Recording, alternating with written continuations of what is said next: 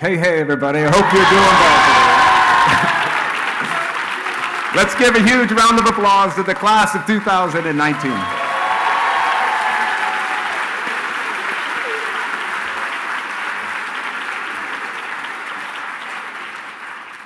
Over the course of your high school career, I've had the privilege of teaching nearly all of you. Whether it was as your United States history teacher in 10th grade or your IB economics teacher in 11th and 12th grade, or for some of you, we spent 3/4 of your high school career together. As a result, I feel a bond and a closeness with you that I've not felt with any other group of students here at Nido. You are a class full of joy, kindness, compassion, selflessness, and maybe most of all, you are a class full of laughter. I don't think there was a single class period that went by that we weren't lost in laughter at some point. I think most of the time, we were making fun of me. Other times, it may have been some offbeat story from the BBC News, or some hilarious quip that one of you made, or maybe you were laughing at me, again, because I mentioned the Peace Corps, or the Dominican Republic, or Nicaragua, again. Or maybe we were all laughing as a result of some new economic example provided to us by my favorite and most life-altering experience, corner shop. No matter the topic or reason, we laughed and learned and shared and grew close. For all those moments of wisdom and laughter that you displayed and taught me, I thank you from the bottom of my heart. We have the privilege of living in one of the most beautiful countries on earth. Chile fascinates me, from the dry harshness of the Atacama to the mystery and intrigue of Patagonia, from the towering peaks of the Andes to the caressing waves of the Pacific Ocean. Chile, it grabs you, it holds you, it makes you pause, wondering if there's something to be learned. The heart and soul of this country is born of the natural beauty that creates it. And the Chilean people are a reflection of that deepness. When people ask me what Chilenos are like, I always say the same thing: soulful. I have surmised that this comes from the deep powers of the earth that are so apparent in our life here: volcanoes, earthquakes, tsunamis, rushing glacial streams, snow-capped mountaintops, granite outcroppings, lunar-like valleys, and mind-numbing starscapes. I think it also comes from the togetherness renewed and nurtured around the quincho each weekend, with family and friends, a glass of Carmenere, and an afternoon of laughter.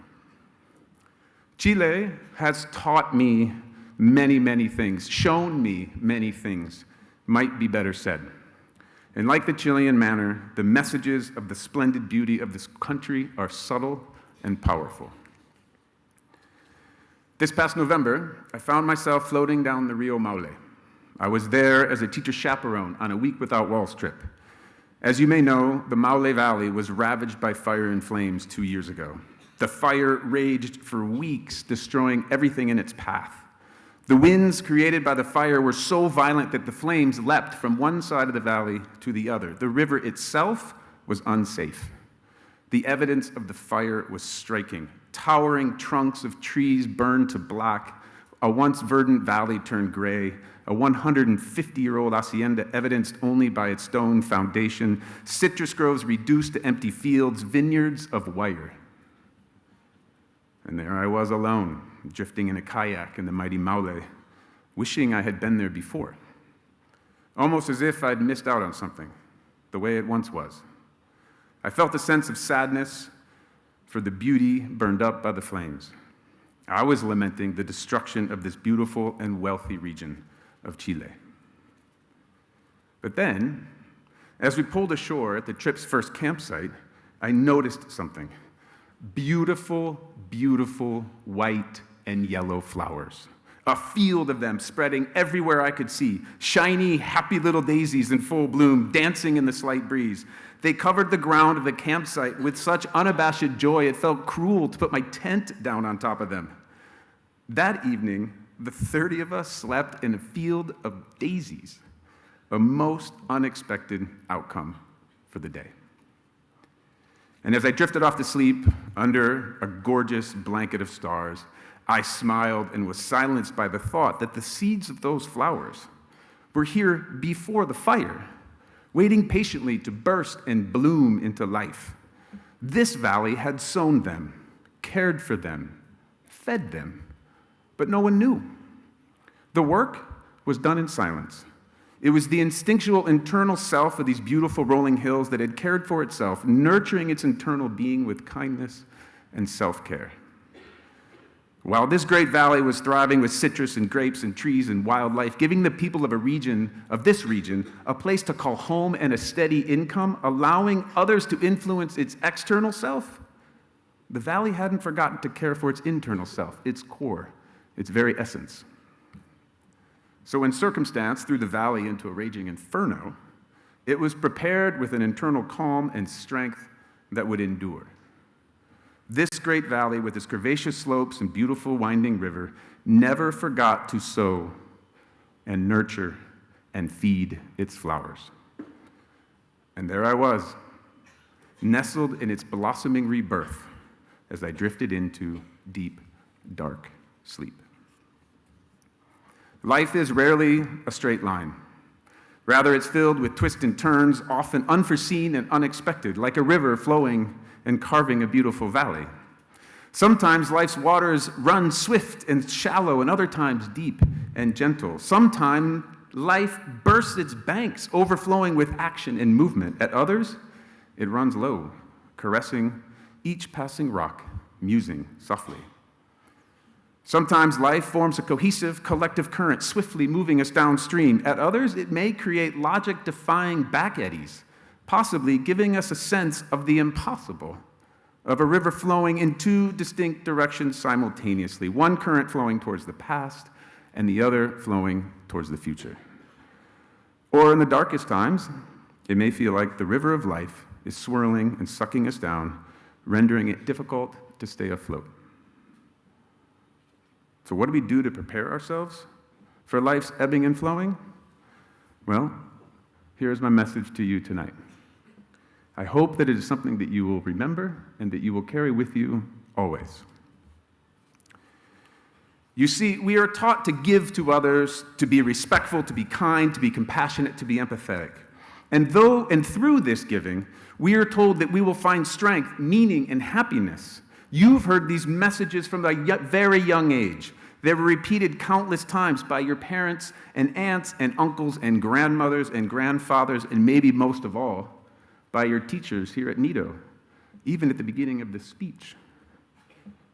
Be good. Sharing is caring. Think of others first. Be kind. Be considerate. Walk in another person's shoes. Empathize. There's no doubt that these words are a healthy message. I'm not challenging the validity nor the value of this message. I believe in it myself. This sort of behavior sustains the society in a way that is most manageable. I get that. I really do, and you do too. But I see a fundamental flaw in these messages. It devalues the importance of caring for ourselves, of treating ourselves with the same sort of tender care. In fact, there's a very strong undercurrent to this message that could lead us to believe that this giving to ourselves of care and love is selfish, self-centered, arrogant. But what if? What if we tweak this thought a little bit? What if we did a little subtle switch of mind to consider our internal self, the only part of ourselves that is truly our own, singularly ours, and thought of it as our sacred, most sacred friend, our dearest loved one, a person deserving of compassion and empathy, a person who by design has earned the right to be given all of the kindness that we have been taught to give to others. Imagine you, from an early age, were told to care for yourself as you were instructed to care for your sister or your brother or your neighbor or your best friend or your classmate here at Nido. Imagine if we cared for ourselves, were kind to ourselves, were forgiving of ourselves in the same open and loving way that we have been trained to care for, to be kind to, and to be forgiving of others. Imagine the lack of lost paths, misguided musings, built-up resentment, and unhealthy silences. So how do we move into that? Well, I'm telling you something. That's up to you. That's the work that you need to do. What are the things that make you, you?